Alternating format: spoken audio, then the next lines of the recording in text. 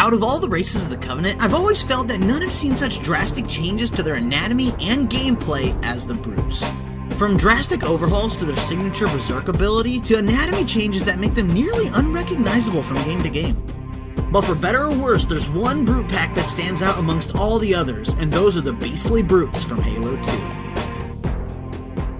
So welcome guys to my breakdown of the crazy Brutes from Halo 2. I've been really looking forward to making this video because I love the Brutes of Halo 2. They've always reminded me of like Sasquatches with alien guns, and I've always loved them for that. But guys, welcome to the video, and just in case you're new to my channel, welcome to Live from My Basement, a YouTube channel where I sit here in my basement and talk to you guys about all things Halo. I hope you guys enjoy your stay, but guys, let's dive into my breakdown of the Brutes of Halo 2. The Brutes were introduced in Halo 2 as Covenant shock troops. Leading squads of lesser Covenant into battle, the Brutes rely more on brute strength and plate armor as opposed to the more elegant personal energy shields used by elites.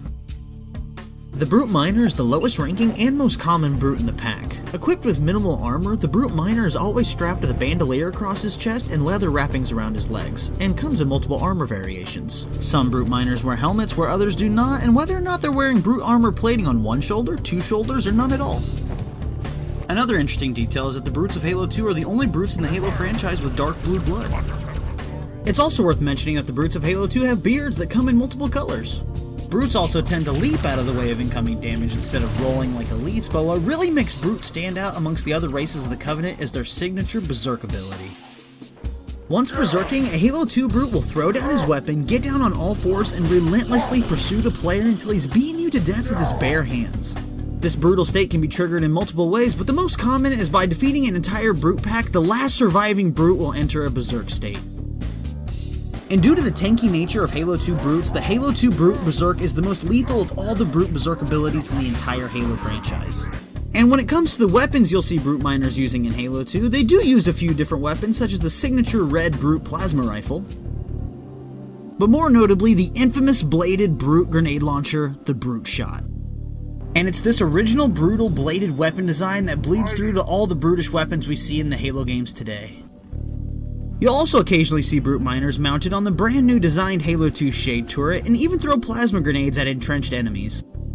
But there's one extra weapon that I find interesting, and that's that some Brute Miners are equipped with UNSC weapons such as the pump action shotgun, which is a trait that even the Brutes of the Banished use to this very day. And just like the elites, the Brutes have the ability to hijack vehicles. And speaking of vehicles, the Brutes of Halo 2 can drive pretty much any Covenant vehicle, from the Ghost, the Banshee,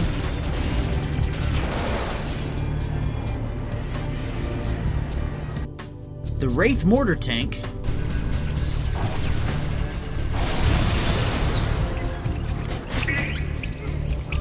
and the Spectre, which is basically the Covenant's version of the Warthog, and it desperately needs to return. Which finally leads us to the Halo 2 Brute Captain, which is instantly recognizable due to his holographic banner. The Brute Captain is always equipped with armor plating on both of his shoulders and can be seen leading Brute Miners into battle. And other than occasionally using the Covenant Carbine more often, the Brute Captain uses the exact same weapons as the Brute Miner. Which leads us to the Brute Honor Guard, which during the Great Schism led to the change of the Guard from the Elites to the Brutes. These Brutes are the highest ranking Brutes in Halo 2, and I've always thought it'd be really cool if they actually used their spears. Which leads us to the OG gravity hammer wielding chieftain, Tartarus.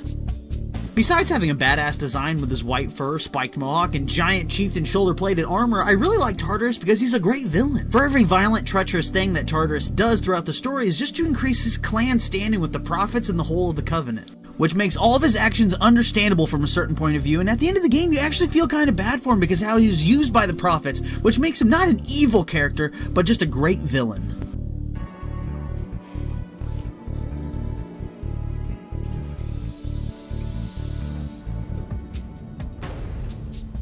But on top of all that, Tartarus is not only one of the first boss fights in Halo, he's one of the best boss fights in the entire Halo franchise. I love Tartarus as a character, and I love him as a boss fight, and I really just love all the Brutes of Halo 2, so guys, thank you for sticking to the end of my breakdown of the Brutes of Halo 2. I really was looking forward to making this video, as I said before, because I love the Brutes of Halo 2. They're just so damn dangerous, and they're by far the most deadly Brutes of the entire Halo franchise, and I love them for that, for better or worse. But guys, thank you for sticking through to the end. Let me know what you guys want to see next. Do you want to see the Hunters of Halo Infinite, the Jackals of Halo 1, the Grunts of Halo 3, let me know down in the comments so I can start those breakdowns as well. I plan on doing them all over time, so stay tuned, and I'll catch you guys on the next one. See ya.